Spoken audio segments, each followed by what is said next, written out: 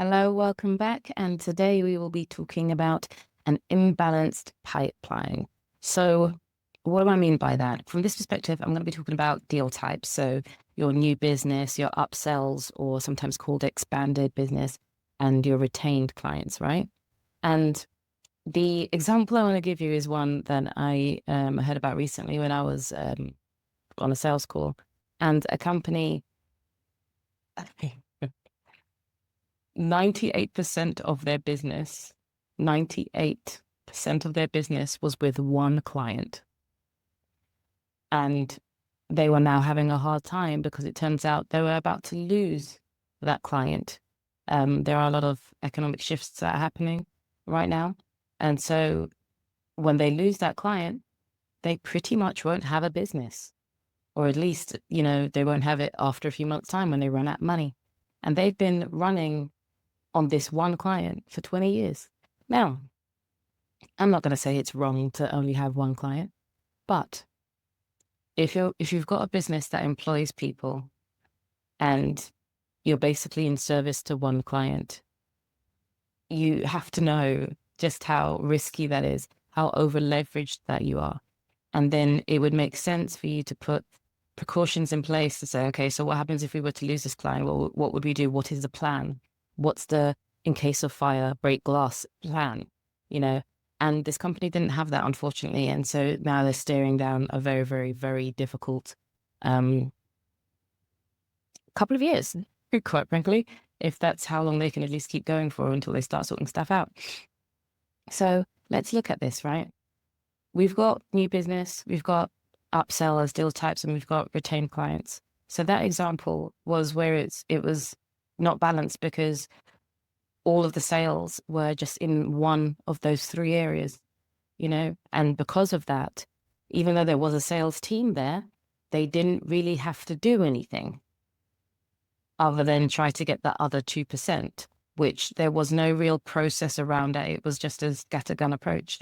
And I get it. It happens. Businesses grow in different ways because when you're starting up a business from small, you're doing all kinds of different stuff and you're being led in a certain direction. You go where the money is. Ideally, we're keeping our integrity and our values in check, so we're not just taking money from anyone. But you know what I mean? We grow in our own shapes and sizes. But to get to a point where it's 98% in one direction, it's going to lead you to a place where they are now, where there's a problem. So then what does good look like? Should you be having 33% in each? I don't know. I don't think that's necessarily right.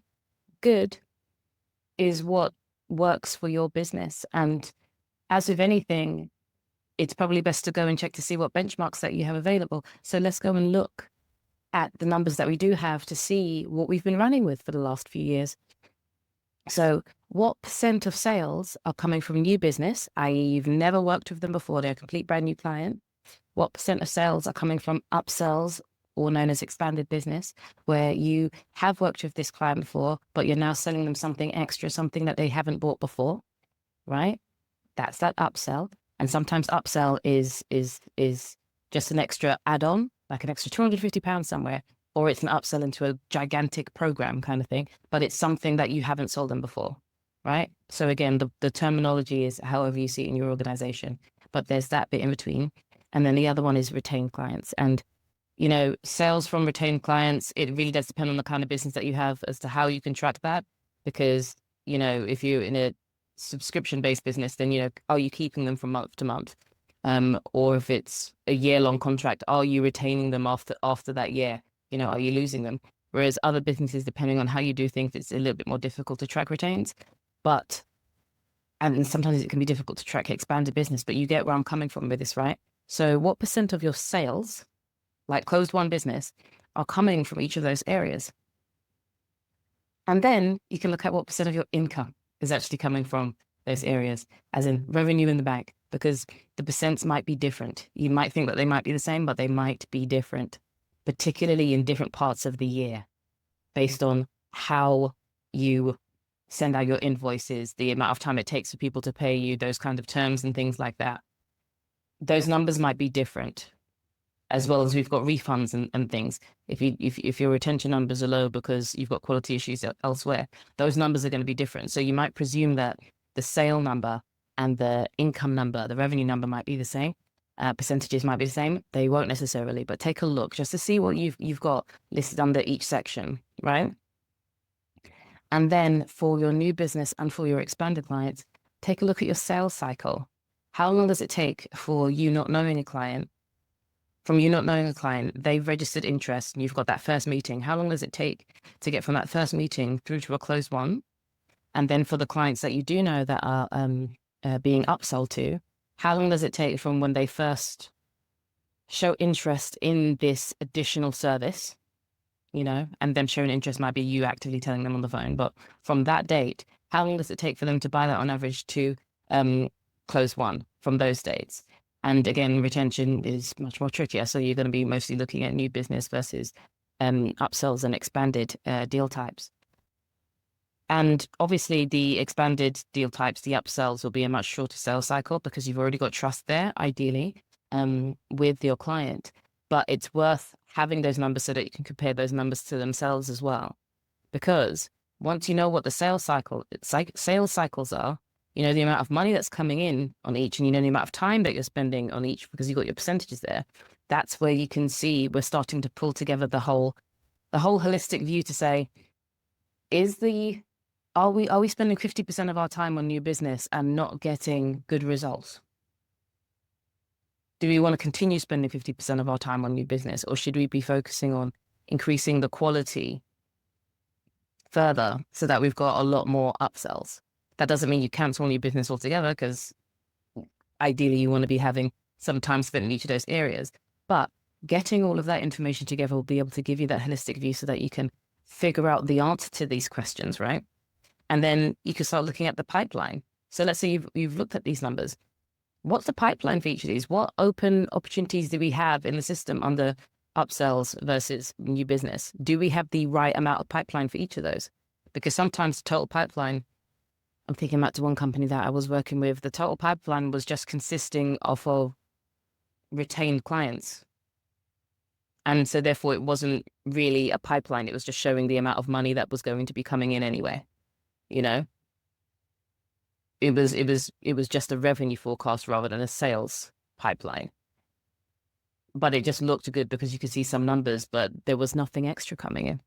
They had a very, very long sales cycle, but sometimes when you look at things as a whole, it's really easy to just forget the little stuff on the inside. And then that's why some people focus on just looking things at the highest level. But when you actually separate it out and say, what's the pipeline for new business?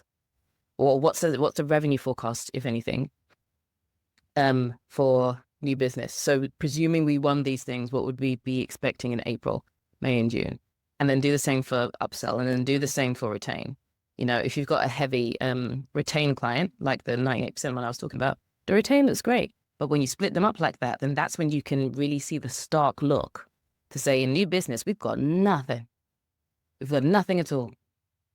Whereas if you were just looking at things as a whole, then things look good. You know, that's enough money to pay for everything all as well. But it's only when you split things out by deal type that you can see, do you know what? This is much more stark than it ought to be. And yes, we're paying bills, but it shows that we're in deep risk here, right?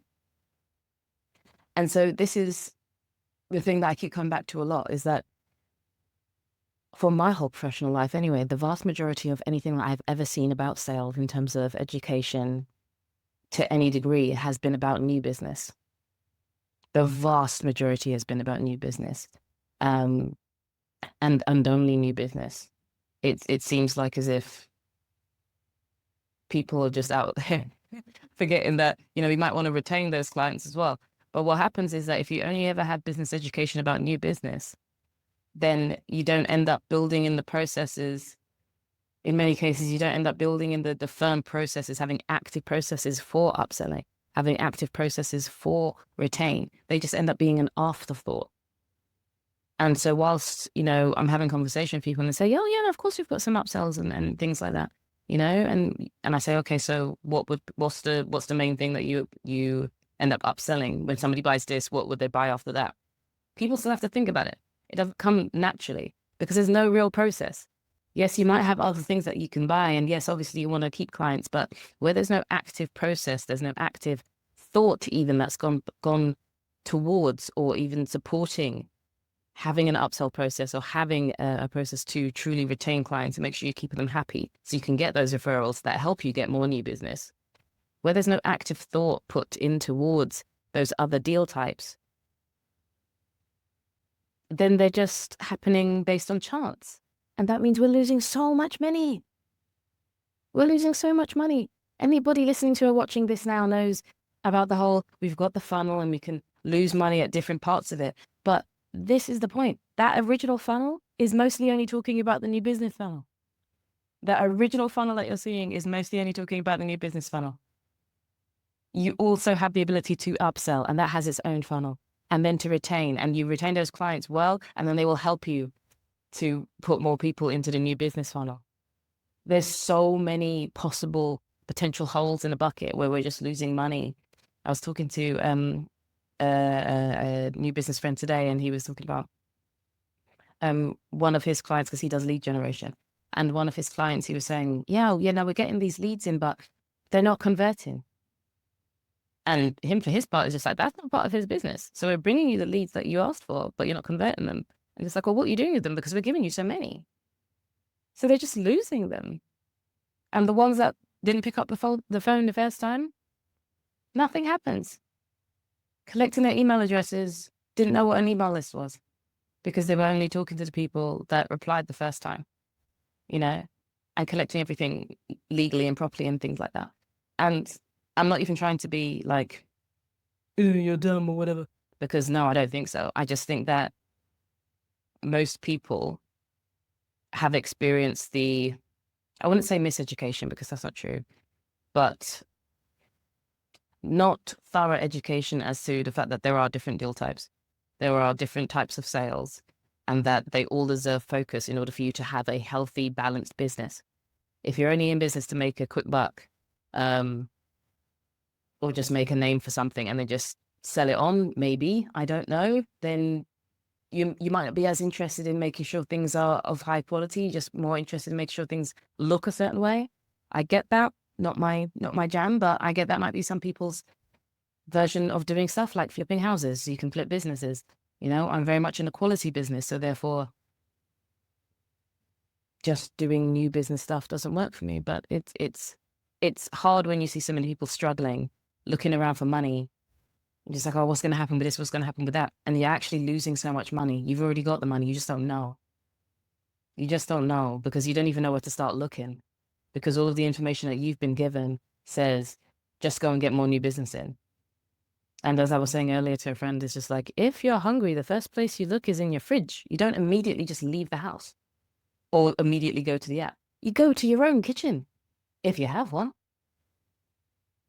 and see what's there, see what you can make of it. So that's my mini rant for today. And it's coming from a place of,